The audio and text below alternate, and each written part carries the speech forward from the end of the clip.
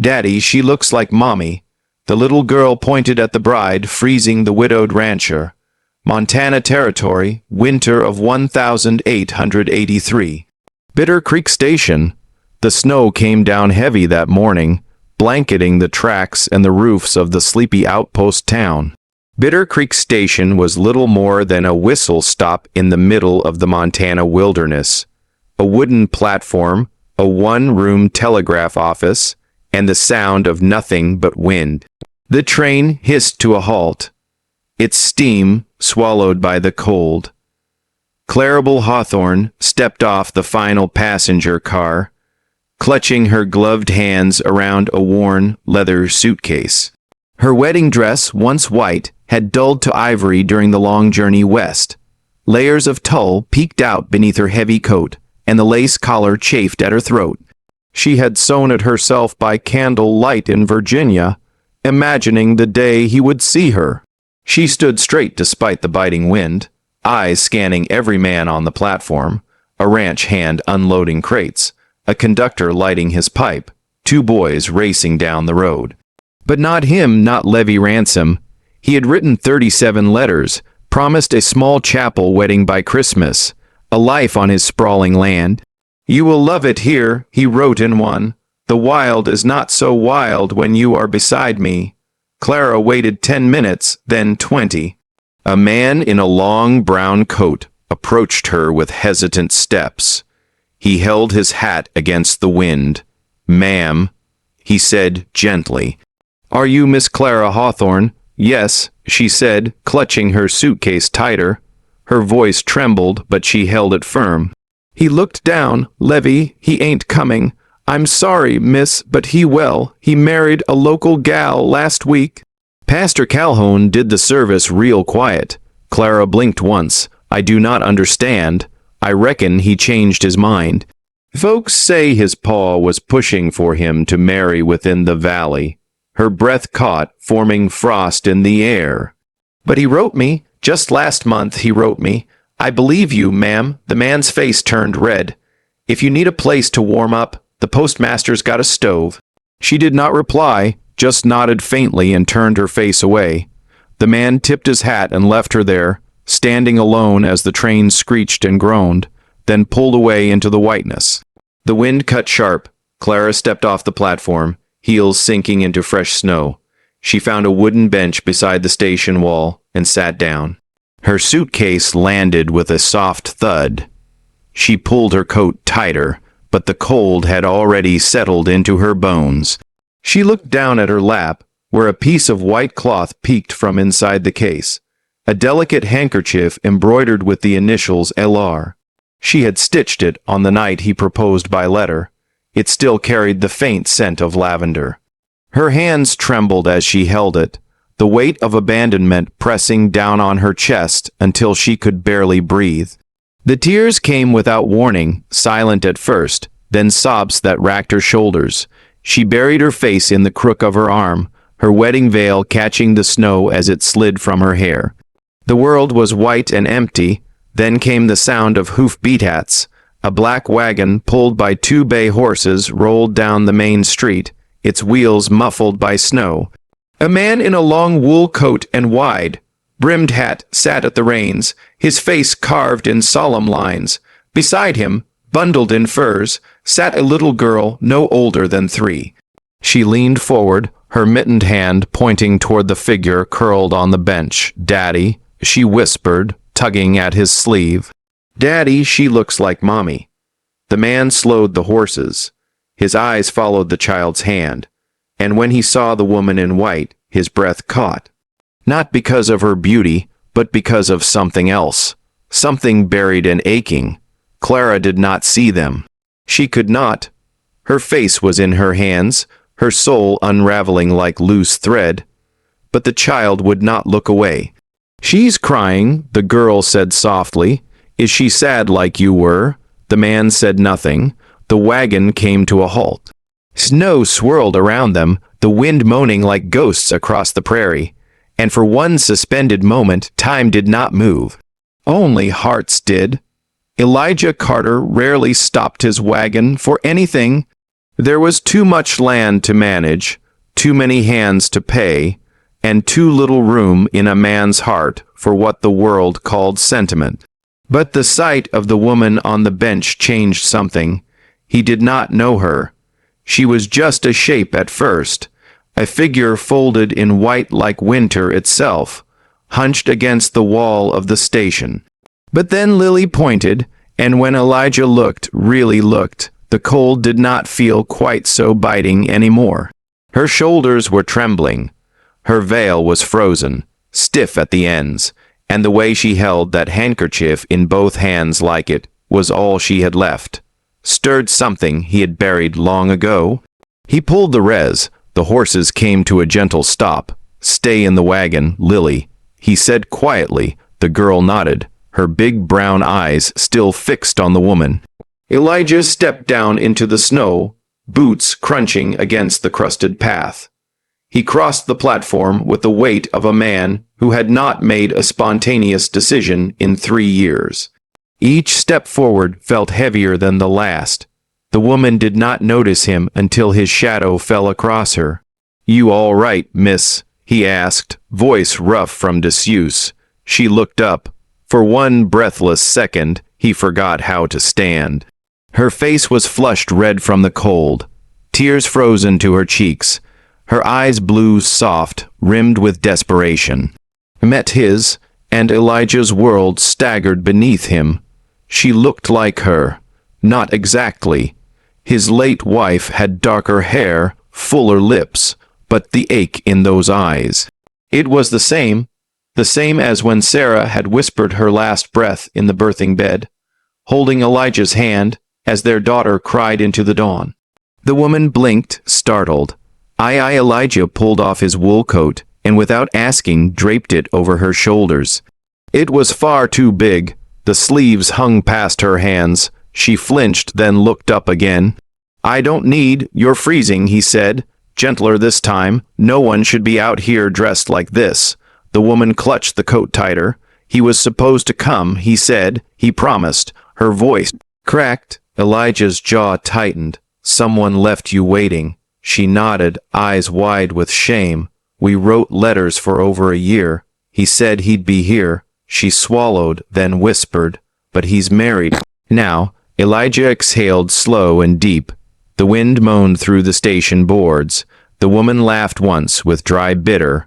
"I traveled all this way in a wedding dress like some fool." "You're not a fool," Elijah said. The words surprised even him. Her eyes filled again, brimmed with something too broken to name. Her lips parted, and her voice came out a ragged breath. "I have nowhere else to go." There it was. The words hit him like a hammer to the chest. The same words Sarah had once said when he brought her to this land, when the prairie frightened her, and she cried under the cottonwoods, "I have nowhere else to go." He crouched slowly, bringing himself eye level with the woman, Clara. Though he did not know her name yet, his voice, when it came, was low and steady. "There's a warm fire at my place, a child who won't stop asking about you, and a room you can use until you figure things out." She stared at him in disbelief. "I'm not offering charity," he added. "I just don't believe in leaving folks to freeze to death." Clara's lips trembled. Her hand clenched the handkerchief again. "Elijah Carter," he said, offering a gloved hand. She looked at it, hesitated, then took it. "Clara," she whispered. Behind them, the snow kept falling, and in the wagon, Lily pressed her nose to the glass, watching the moment with a knowing gaze no child her age should carry.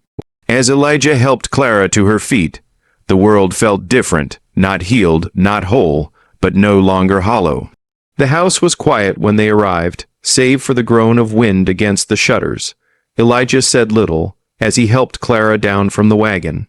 He did not introduce her to the ranch hands or explain her presence. He simply led her through the front door, past a long hallway with creaking floors, and opened a modest guest room with a single bed, a wash basin, and a window frosted at the corners. "You can rest here," he said, then turned and left without waiting for a reply. Clara sat on the edge of the bed, the coat he had given her still wrapped around her shoulders. She pressed her hands into her lap, unsure if she was a guest or an obligation. It did not take long for Lily to find her. The child peeked around the door frame with wide eyes and bare feet. "Hi," she said, not shy in the least. Clara smiled gently. "Hello, are you going to live here now?" I do not know." Lily stepped inside, dragging a small cloth doll by its arm. She climbed up beside Clara without invitation and nestled against her side like it was the most natural thing in the world. That night, Clara stitched the tear in Lily's sleeve with thread from her travel case. She did not ask permission. She simply noticed it and mended it. She also found the pantry, boiled potatoes, and added herbs and spice she had packed from home, flavors the West did not yet know. She left a steaming bowl on the kitchen table, but Elijah did not come down for supper. Days passed like that. Clara never overstepped, but her presence began to fill the empty corners of the house. A song hummed in the hall.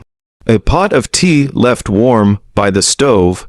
She never asked for anything in return. Lily followed her constantly to the barn, to the stream, to the quiet grove behind the house, where wild flowers stubbornly clung to life beneath the frost. Elijah watched it all from a distance. He spoke little, he answered only when asked, but every time he caught Clara lifting Lily in her arms or kneeling to tie the child's boot, something deep inside him pulled tight. It was not longing, not yet. It was ache, a familiar one he had spent years burying. He told himself she would leave. He reminded himself that kindness was not affection. Then Lily fell ill. It started with a cough, then a fever that would not break. The ranch hands spoke of an early frost of children, catching the sickness that moved in winter's shadow. Elijah sent for the doctor, but Bitter Creek's only physician was days away. Clara stayed by Lily's side from the moment she saw her pail. She dampened cloths, boiled water, cooled the child's burning cheeks. She hummed softly, old songs, lullabies with lilting melody and eastern drawl. Her voice cracked when she tried to remember the words, but the rhythm held. That night, Elijah stood in the hallway outside Lily's door. He had not slept. His hands were clenched at his sides, but he could not go in. Through the crack in the door, he saw Clara seated at the edge of the bed. Her hair had fallen loose. She rocked gently, cradling Lily in her arms, whispering something he had not heard in years. "Oh, Shenandoah, I long to hear you." It was Sarah's lullaby, the very same she used to sing while brushing Lily's hair back when she was still alive. Elijah's throat tightened. He leaned against the wall, his eyes fixed on the soft rise and fall of his daughter's chest. The way Clara pressed her lips to the child's temple, murmuring comfort through the fever. In that moment, she did not look like a stranger. She looked like she belonged. And for the first time in years, Elijah wished someone would stay. The fever broke 2 days later. Lily opened her eyes to sunlight spilling through the curtains, her cheeks no longer flushed, her breathing steady. Clara was asleep in the chair beside her, hands still curled around a cool rag. Elijah had not left the hallway. He watched in silence, every part of him tethered to the quiet room, unable to step forward, but unable to look away. Later that afternoon, Clara went to unpack her suitcase fully for the first time. It still sat where she had dropped it weeks before, half under the guest bed, covered in dust and gilt. She pulled out her dresses, her wrapped sewing needles, her journal, and then at the bottom, stuck between folded fabric. She found the letter. Its edges were crumpled from the journey, the ink slightly smudged. She unfolded it slowly, already sensing what she had forgotten. "Clara, I don't know if I can go through with this. Things have changed here, but come anyway. and we'll talk when you arrive, Levy. No promises, no welcome, just cowardice on paper. Her hands trembled. She had read his earlier letters so many times. She had memorized their romantic rhythm. But this one, she must have pushed down, ignored, too afraid to see the truth before boarding the train. She walked out to the porch, the letter clenched in her fist. Elijah was feeding the horses. He looked up as she approached, face unreadable. "I found it," she said. He didn't ask what she meant. He saw the letter, saw the way her eyes brimmed, but didn't spill. He waited. Clara offered it to him. He took it slowly, read the few short lines, his brow furrowed. "He knew," she said. "He knew he wasn't going to meet me, and he still let me come." Elijah folded the letter again with deliberate care. He did not hand it back. "I should have known better," Clara whispered, voice thin as frost. "I believed every word. I left everything behind for a man who," she trailed off, unable to finish. Elijah's jaw tensed. He should be ashamed of himself. She looked at him, eyes searching. "Why do you care?" He looked past her toward the field stretching into dusk. The moon was beginning to rise low, golden, haunting. "Because I've seen what it means to lose someone you love," he said. "And I've seen what it looks like when a man doesn't deserve the woman who's standing in front of him." Clara's throat tightened.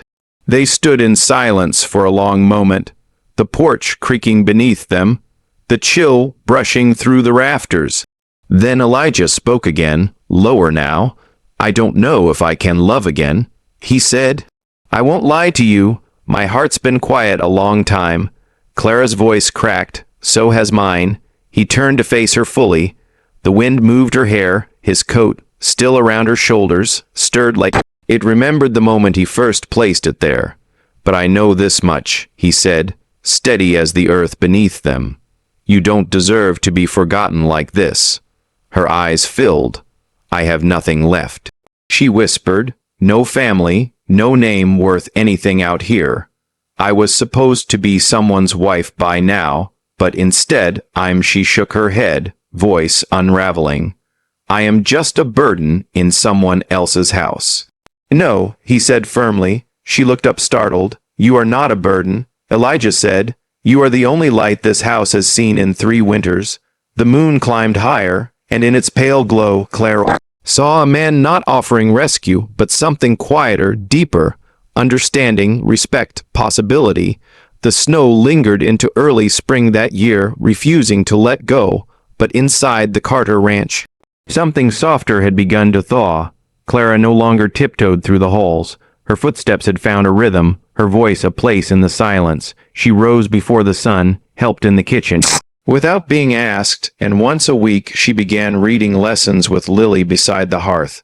"Elbow starts with E," Clara would say, guiding the small finger across the page. "Elbow," Lily repeated, beaming. Sometimes Elijah watched from the doorway, arms folded, pretending not to listen, but his eyes never left them. Clara had taken over the bookkeeping, too. The ledgers were a mess.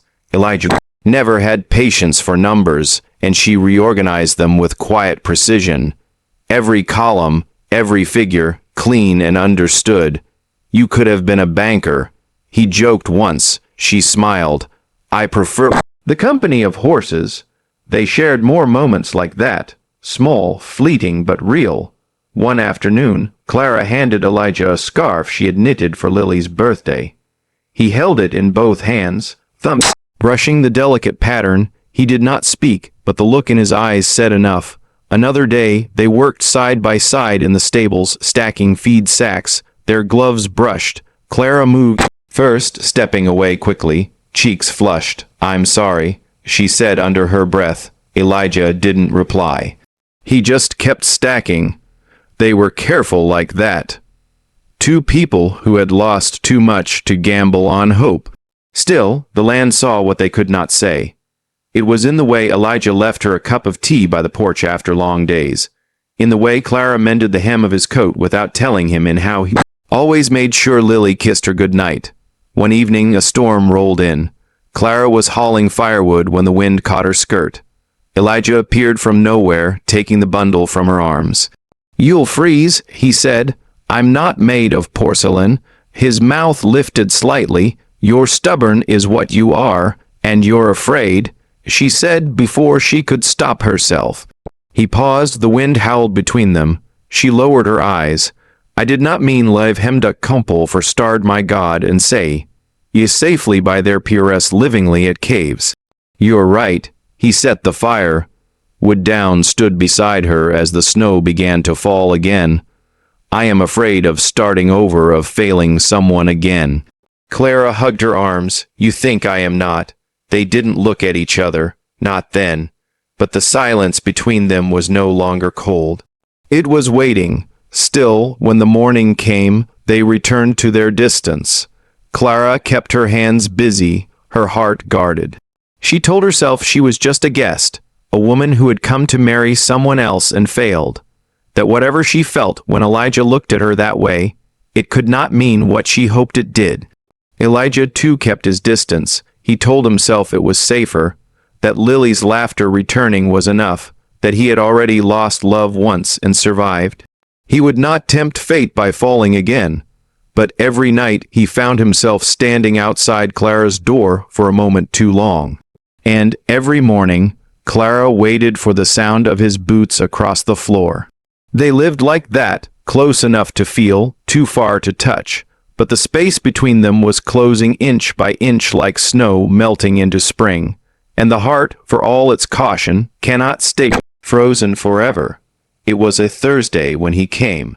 The wind carried the dust of early spring across the pasture, as a lone rider approached from the east. Clara was kneeling in the garden, coaxing the first stubborn greens to life when she heard the hooves. She rose slowly, brushing her hands against her apron, heart tightening with a strange unease. The man dismounted without ceremony. "Clara," he said. She froze. Levy Ransom looked thinner now, his coat threadbare, eyes darting like a man who had run out of cards to play. His boots were cracked. His voice carried none of the certainty it once held in letters. She stepped back. "What are you doing here?" "I came for you," he said, glancing toward the house. "Heard you were living here with his kid." "You have no right to be here." "I do," he said. "You came for me once. Now I'm asking you to return the favor." Clara's voice dropped to a whisper. "You left me on that platform like I was nothing." "I made a mistake," he said quickly. "I shouldn't have married her. It fell apart, all right. I lost everything. I've got nothing left except the chance to fix what I broke." "You did not break a promise," Clara said, her voice trembling. "You broke me." Levy stepped closer. "Look, I know this place isn't yours. And I know you didn't exactly tell that man the full truth. What happens when he finds out you came here to marry someone else?" Clara's breath caught. Levy leaned in. "We can go, Clara. Start again somewhere they don't know us, but if you don't, I might have to explain things to Mr. Carter myself." A sharp silence fell between them, then a voice, low and cold. "You don't have to." Elijah stood a few feet away, his hat in his hand, his face shadowed with something far deeper than anger. Betrayal. Clara turned to him, panic rising. "Elijah, I heard enough." Levy raised both hands in mock innocence. "I was just offering her what she came here for. Seems fair." Elijah's eyes didn't leave Clara. "Is that true?" Her mouth opened, but the words stuck. "I didn't mean to stay," she finally whispered. "But then, Lily and you," his jaw tightened. He stepped back. "I took you in because I believed in the kind of woman you were," he said. "Not someone who runs from one man to the next when the wind changes." Clara's eyes welled. "That's not who I am." "I don't know who you are," Elijah said quietly. "I thought I did." Without another word, he turned and walked away. Levy chuckled under his breath. "Guess I struck a nerve." "Levy," Clara spun on him, fury shaking her frame. "Get off this land now." He shrugged and mounted his horse. "Offer still stands, Clara, but it won't last forever." She watched him ride off, the dust cloud trailing behind him like the ruin he always left behind. And when she turned back toward the house, it felt farther away than it ever had. Clara packed in silence. She folded each dress with care, her hands steady even as her heart frayed at the edges. The guest room had grown warm since she arrived. Once cold, now soft with the smell of pine wood, the rhythm of small footsteps in the hall, and the memory of a child's laughter echoing off the walls. But it was not hers. She had been a guest in a life she did not earn. And now the dream was ending as quietly as it had begun. Elijah had not spoken to her since that morning. The distance between them had stretched impossibly wide. His eyes, once so steady, were now guarded. The way he walked past her, civil but cold, told her everything. He believed the worst, and no matter how much she wanted to fight for what they had begun to build, Clara knew when a door had been closed. She reached for her worn leather suitcase and placed the last item inside. Lily's drawing, a picture of the three of them beneath a crooked sundae. It had hung by the fireplace for weeks. She folded it gently and tucked it beside her journal. A small knock interrupted the quiet. Clara turned. The door creaked open and Lily slipped in, still in her nightgown, clutching something in both hands. "Lily," Clara knelt. "You should be asleep, sweet girl." The child didn't answer. She walked forward slowly and held out a folded piece of paper, edges rumpled from being carried too tightly. Clara took it, unfolding it with trembling fingers. Inside, scrolled in crooked letters and backward eaves, were 5 words. "Please stay. I want you to be my mommy." Clara's breath caught in her chest. Lily looked up, eyes wide and brimming. "I know you're leaving," she whispered, "but I don't want you to." Clara gathered the child into her arms, holding her close as the tears finally came. "Oh, Lily, sweetheart." They stayed like that, a quiet bundle on the floor, the paper still clutched in Clara's hand. Later, when Clara slipped out before dawn, trying not to wake anyone, she left Lily asleep in her bed, the letter tucked under the child's pillow. But the paper did not stay there. Elijah found it by accident while checking on his daughter. Her blanket kicked to the floor in her sleep. He reached to cover her and saw the folded page, smoothed it out with calloused fingers. At first, he thought it was just a child's scribble, but then he read it. "Please stay, I want you to be my mommy." He sat down on the edge of Lily's bed and stared at the paper, the words burrowing deeper with every heartbeat. Clara had not been the mistake. She had not been the escape. She had been the woman who stayed up nursing his child through fever, who brought warmth back to a house that had grown cold, who never once asked for more than the space to be useful. And he had turned away from her, not because she failed him, but because he had been afraid of needing someone again. But Lily wasn't afraid. Lily knew.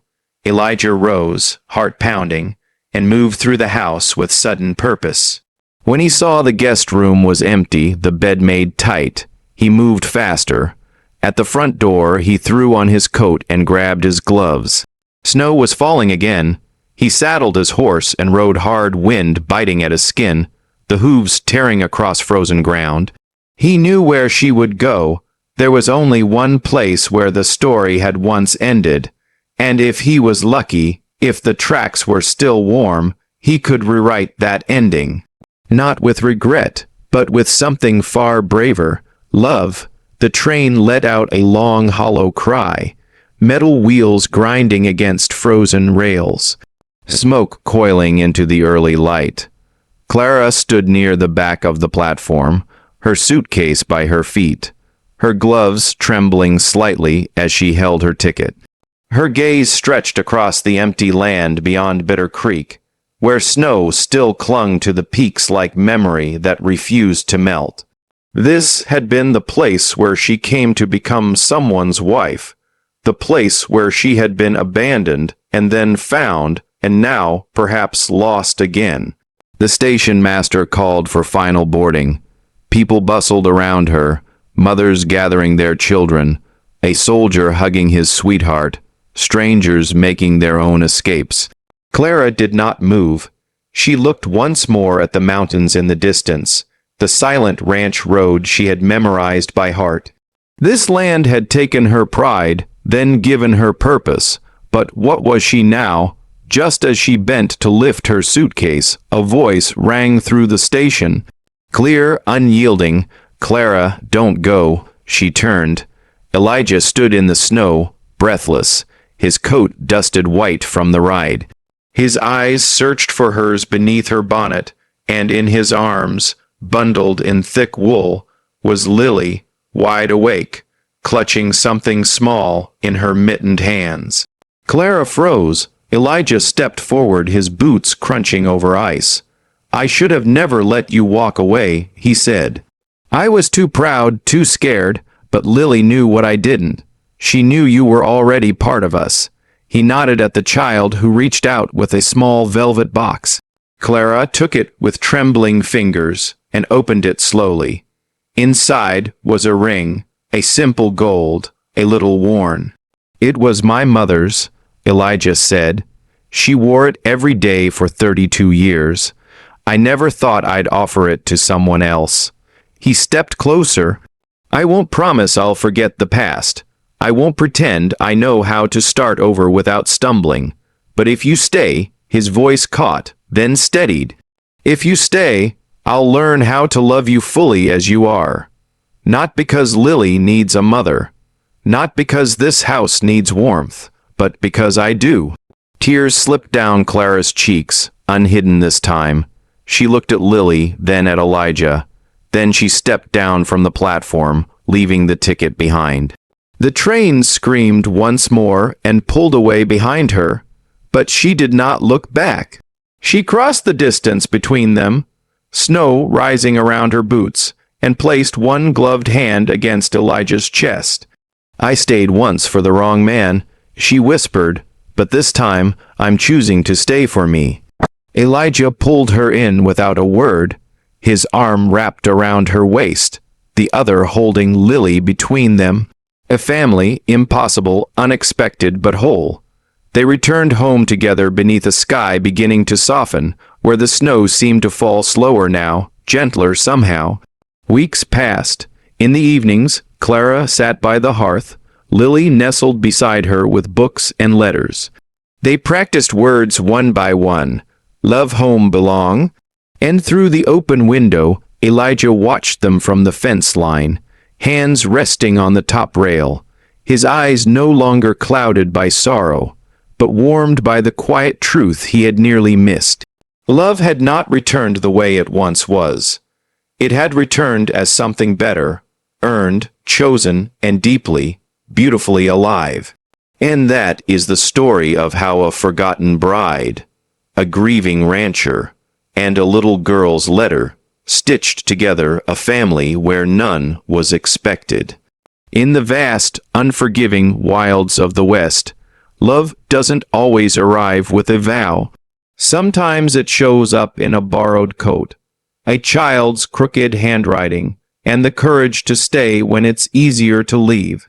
If this story touched your heart even just a little, go ahead and smash that hype button, leave us a comment, and subscribe to Wild West Love Stories for more tales of love, loss, and the kind of connection that survives the storm, because out here, bullets missed, but hearts didn't.